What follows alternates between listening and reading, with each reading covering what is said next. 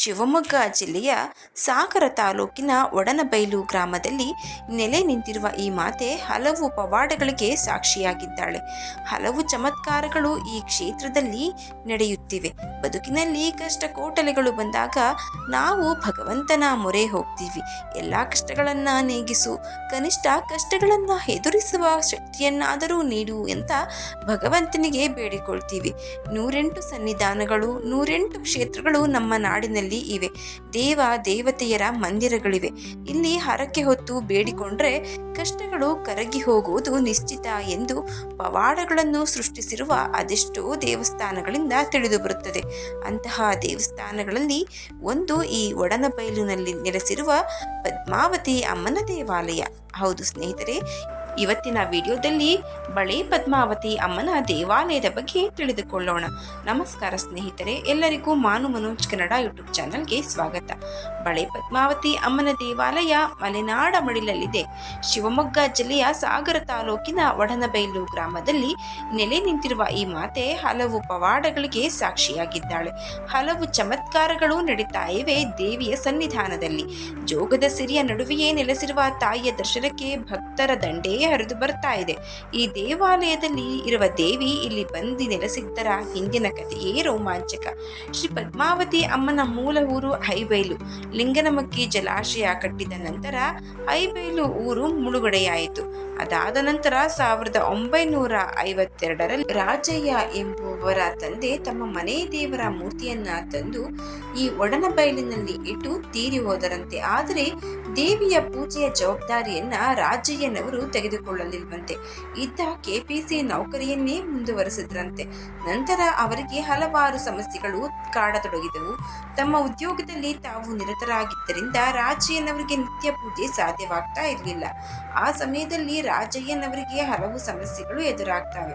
ಪೂಜಾ ಸಮಯದಲ್ಲಿ ಅವರು ತಲೆ ತಿರುಗಿ ಬೀಳಲು ಆರಂಭಿಸ್ತಾರೆ. ಈ ಬಗ್ಗೆ ಹಲವು ಕಡೆ ವಿಚಾರಿಸಿದಾಗ ಮನೆ ದೇವರಿಂದಲೇ ತೊಂದರೆ ಇದೆ ಅಂತ ತಿಳಿದು ಬರುತ್ತೆ. ಅಂದಿನಿಂದ ಉದ್ಯೋಗಕ್ಕೆ ಹೋಗುವ ಮುನ್ನ ಪೂಜಾ ಕೈಂಕರ್ಯಗಳನ್ನು ಮುಗಿಸಲು ಆರಂಭ ಮಾಡ್ತಾರೆ ರಾಜಯ್ಯನವರು. ಆದರೂ ಕೂಡ ಸಮಸ್ಯೆಗಳು ನಿಲ್ಲಲಿಲ್ಲ. ಕೊನೆಗೆ ಉದ್ಯೋಗವನ್ನೇ ಬಿಟ್ಟ ರಾಜಯ್ಯನವರು ಸಂಪೂರ್ಣವಾಗಿ ದೇವಿಯ ಪೂಜಾ ಸೇವೆಯಲ್ಲೇ ತೊಡಗುತ್ತಾರೆ. ಅಂದಿನಿಂದ ಎಲ್ಲ ಸಮಸ್ಯೆಗಳು ಕೂಡ ಮಾಯವಾಗ್ತವೆ. ಇದಿಷ್ಟೇ ಅಲ್ಲ, ಈ ಹಿಂದೆ ಐಬೈಲುವಲ್ಲಿದ್ದ ದೇವಸ್ಥಾನದಲ್ಲಿ ಪದ್ಮಾವತಿ ಹುತ್ತದಲ್ಲಿ ಹುಟ್ಟಿದಳು ಎಂದು ತಿಳಿದು ಬರುತ್ತದೆ. ಆದರೆ ಹೊಸ ದೇವಸ್ಥಾನದಲ್ಲಿ ಹುತ್ತ ಇರಲಿಲ್ಲ. ಆಗಿನ್ನೂ ರಾಜಯ್ಯನವರ ತಂದೆಯೇ ಪೂಜೆ ಮಾಡ್ತಾ ಇದ್ರಂತೆ. ಹೀಗಾಗಿ ದೇವರಿಗೆ ರಾಜಯ್ಯನವರು ಬೇಡಿಕೊಂಡರಂತೆ, ಹುತ್ತ ಇರದ ಕಾರಣ ನಾನು ಪೂಜೆ ಮಾಡುತ್ತಾ ಇಲ್ಲ ಎಂದು. ಒಂದು ವೇಳೆ ಹುತ್ತ ನಿರ್ಮಾಣವಾದರೆ ಖಂಡಿತ ಪೂಜೆಯನ್ನ ಮಾಡ್ತೇನೆ ಎಂದು ರಾಜಯ್ಯನವರು ಬೇಡಿಕೊಂಡರಂತೆ. ಒಂದೇ ವಾರದಲ್ಲಿ ದೇವಿಯ ಸುತ್ತ ಹುತ್ತ ನಿರ್ಮಾಣವಾಗಲು ಶುರುವಾಯಿತಂತೆ. ಇದೇ ಅಲ್ವಾ ಸ್ನೇಹಿತರೆ ಆಶ್ಚರ್ಯ ಎಂದರೆ, ಬಳೆ ಪದ್ಮಾವತಿ ಅಂತ ಪ್ರಸಿದ್ಧವಾಗುತ್ತೆ ಈ ದೇವಸ್ಥಾನ. ಈ ದೇವಸ್ಥಾನದಲ್ಲಿ ಬಳೆಗಳೇ ಶ್ರೇಷ್ಠ. ದೇವಿಗೆ ಬಳೆಯನ್ನೇ ನೀಡಿ ಹರಕೆಯನ್ನ ಹೊತ್ತುಕೊಳ್ತಾರೆ. ಸಂತಾನ ಪ್ರಾಪ್ತಿ, ಕೋರ್ಟ್ ಕೇಸ್, ನಾಗದೋಷ, ಈ ರೀತಿ ಏನೇ ಸಮಸ್ಯೆಗಳಿದ್ರೂ ಕೂಡ ಈ ಒಡನಬೈಲು ಪದ್ಮಾವತಿ ದೇವಿಗೆ ಬಳೆಯ ಹರಕೆ ಹೊತ್ತುಕೊಂಡು ಹೋದಲ್ಲಿ ನಿರ್ವಿಘ್ನವಾಗಿ ಸಮಸ್ಯೆಗಳು ಬಗೆಹರಿತವೆ. ಈ ದೇವಾಲಯಕ್ಕೆ ಹರಕೆ ಮಾಡಿಕೊಳ್ಳಲು ಎಷ್ಟು ಜನ ಬರುತ್ತಾರೋ ಅಷ್ಟೇ ಜನ ಹರಕೆ ತೀರಿಸಲು ಕೂಡ ಬರ್ತಾರೆ. ಹಾಗಾಗಿ ಇಲ್ಲಿ ಹರಕೆಯ ತೀರಿಸುವವರು ಹೆಚ್ಚಿನ ಸಂಖ್ಯೆಯಲ್ಲಿ ದೇವರಿಗೆ ಕೈ ಬಳೆಯನ್ನ ಹಿಡಿದು ದೇವರಿಗೆ ಅರ್ಪಿಸ್ತಾರೆ. ಇನ್ನು ಇಲ್ಲಿ ತುಲಾಭಾರದ ಸೇವೆ ಕೂಡ ಇದೆ. ಹರಕೆ ತೀರಿಸುವ ಮತ್ತೊಂದು ಮಾರ್ಗ ಇದು. ಇದಿಷ್ಟೇ ಅಲ್ಲ, ಇಲ್ಲಿ ವಿಶೇಷವಾಗಿ ನಡೆಯುತ್ತದೆ ಭೂತರಾಜರ ಆರಾಧನೆ.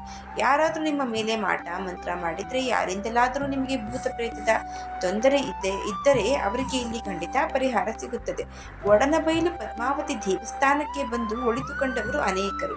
ತಾಯಿಗೆ ಬಳೆ ನೀಡುವ ಹರಕೆಯನ್ನ ಹೊತ್ತು ಬೇಡಿಕೊಂಡು ಹೋದ್ರೆ ಅವರಿಗಿದ್ದ ಕಷ್ಟ ಕಾರ್ಪಣ್ಯ ದೂರಾದದನ್ನ ಕಂಡವರು ಹೇಳಿದ್ದಾರೆ. ಅನೇಕ ಸತ್ಯ ಘಟನೆಗಳನ್ನ ಭಕ್ತರೇ ವಿವರಿಸಿದ್ದಾರೆ. ಇಲ್ಲಿ ನಂಬಿ ಬಂದವರಿಗೆ ಅಭಯ ನೀಡದೆ ಕಳಿಸುವುದಿಲ್ಲ ತಾಯಿ.